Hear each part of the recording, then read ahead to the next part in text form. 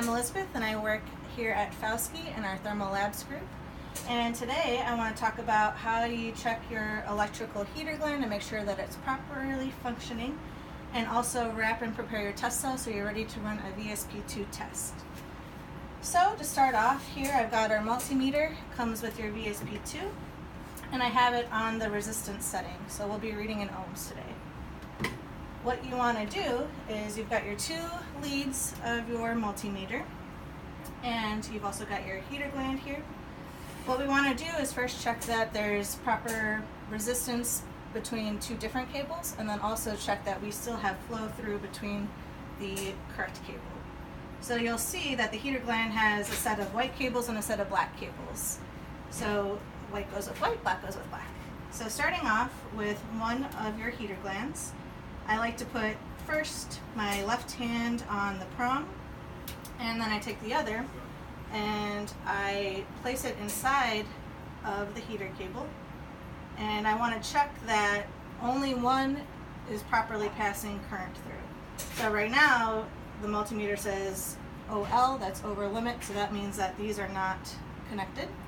So I'll switch my right hand to the other side, and now I'm getting a resistance of about 0.4 ohms. So that tells me that this side is good. I'll do the same thing with the other, and now check that the other side is properly connected. So now I know that it should be this one, because it wasn't last time. So again, now I'm getting about 0.4 ohms, and then I get a large resistance on the other side. The last thing that you want to check is to make sure that you're not shorted through the vessel. So sometimes when these glands are used a lot, you might have a little bit of a loose wire in there, and that's no good for running a test. So in order to check that, I'll place again one of my leads across the prongs on the exterior side of the heater gland, and then I'll touch the vessel. Here you want to make sure that you have a very large resistance, so something that's over 1 mega ohm. So here we're reading OL again, which is over limit. So you'll do the same thing on the other side, and assuming everything checks out, you're good to go with your heater gland. So now we're going to go over wrapping a test cell. So right now I have everything laid out to make a really smooth transition. I find that this helps me run tests quickly and set tests up quickly. So here is what you get when you have a heater. So a standard heater comes with 3 parts. This bottom part is where the test cell sits in. This is the auxiliary heater. So anytime you do something where you want to heat your test cell up to a certain temperature or apply a certain background heating rate, this is the heater that's doing that. So it always has yellow leads. The second part is the guard heater. So collectively the guard heater is 2 different parts. Here's this cup basin and then this top lid. So now you've got this Christmas colors where you've got red and green. In order to do the guard heater, actually both of the reds will be connected together. So now this is entirely one piece. You'll also see on the standard heater that we've got a thermocouple that's positioned so that it's going to be reading what that guard heater temperature is. So before we start wrapping up the test cell, it's important, especially when you're reusing heaters multiple times, you want to make sure that it's working before you have everything in here and then you find you've got a problem. So we stay on the same setting with our multimeter, and we take the 2 different wires on the auxiliary heater, and then we connect up our multimeter to the 2 different leads. For the auxiliary heater, the nominal resistance should be around 18 ohms, plus or minus a couple, depending on how often it's been used.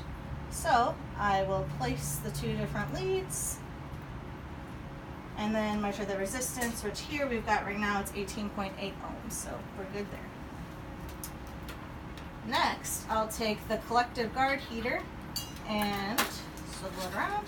And right now we've got the red wires connected together, so I'm going to use the leads on either side of the green. So this is going to say what the resistance is of the whole guard heater assembly. The nominal resistance for the guard heater is about 58 ohms. So right now we're reading 58.9, so we're good there. The next thing that you want to check before you continue on is again to make sure that you don't have any shorts. So what I would do here is I will take one of the leads and then connect it to anywhere on the other part of the heater, and just make sure that we have very large resistance, over 1 mega ohm. So right now we're reading about 33 mega ohms, so it's jumping around a little bit. So that means we're good there. Then you'll do the same thing, where here now we've got our guard heater, and maybe I'll connect it here. And again, we're reading about 21 mega ohms. So our guard heater is all checked out. So now we can start to wrap the test cell. A good thing to do before you start running a test is make sure that you, one, have all your parts put together the way you want it to. There are a lot of different test cell configurations, and you can really make it however you want to run your tests. So the next thing that I'd like to do too is get a tare mass on the test cell. So what is the starting mass? So now you run your tests, everything's all done, you take your tests apart, and then you can get the mass and see if any mass has changed, for example. So I've got that written down here. We start off by taking our auxiliary heater and placing the test cell inside the bottom cup. It's nice to keep in mind when you have everything sitting down in your configuration, you want everything to easily be able to move. So I like to keep all my heater cables on one side if I can, just to make it a little bit easier when you're making your connections. Then I will take a long piece of the flat insulation. Altogether, we'll actually use a 1 1/4 piece. That's what we have found best insulates the test cell. It also evenly ensures that there's enough insulation on all sides of it. So there's this kind of elbow prong here. So this piece of insulation is going to go over that, or underneath that, but it'll go over this long part. So we'll just wrap it really tight. You want to be kind of careful because it can tear, which is no problem. It just makes it a little bit more difficult to wrap up. But you like to be nice and tight, avoiding any kind of air pockets if you can.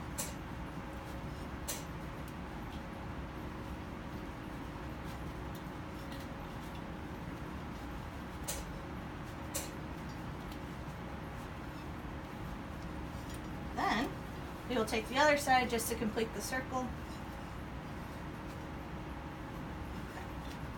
Now, which is why I like to pre-cut all my tape before I start. It's really easy. I grab a piece, not too long, maybe a couple inches, and you wrap it so it stays nice and tight. So I use 3 pieces just so it's all evenly snug together. This is just regular masking tape. Then I'll take a little bit longer pieces, 5-6 inches, and I'll wrap the bottom. One, this is really good because mostly it helps it to slide down into your cup piece. So if you don't have it, it can be the insulation can get caught and rip up a little bit. So I'll do this evenly around, kind of in a star pattern. Just tear off any extra that I have on top for making too large of a piece.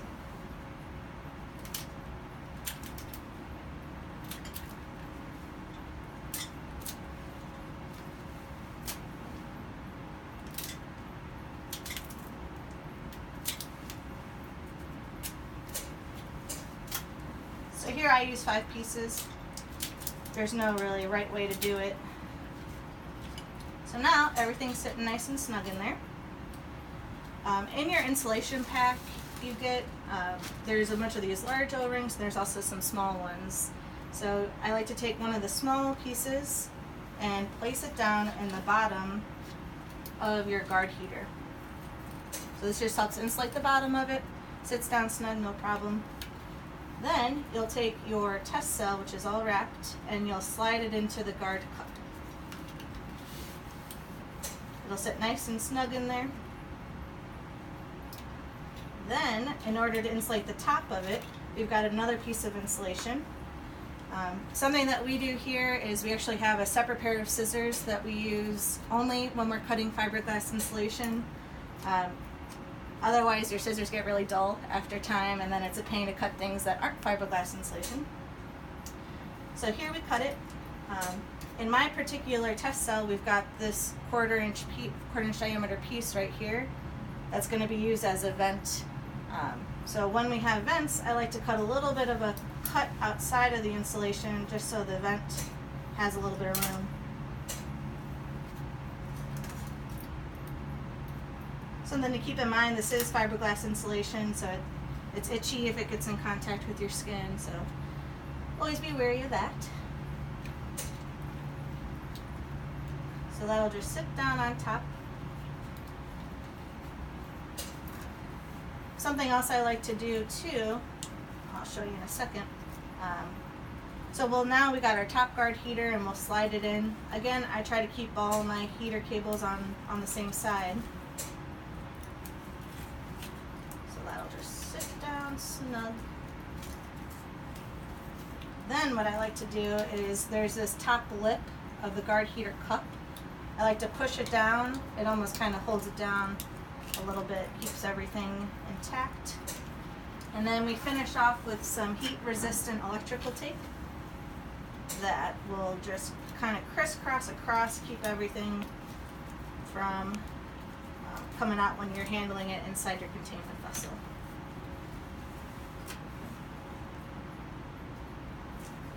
So the last little tip that I've kind of found after running a lot of tests is I like to take a permanent marker and label what my thermocouples are, because when this is inside of here and there's all this insulation above, it can become tricky to know which one's which. In the regular typical setup, the thermocouple that's sitting down in your sample, that's our T1. Anytime you're running a test, T1, which is what the computer calls it, that's your sample. Your guard heater then is going to be T2. That way now when it's all in there, and usually I'd use a permanent marker, not a highlighter, but when that's all down in there, you'll be able to see what it is. And that's all we got for today.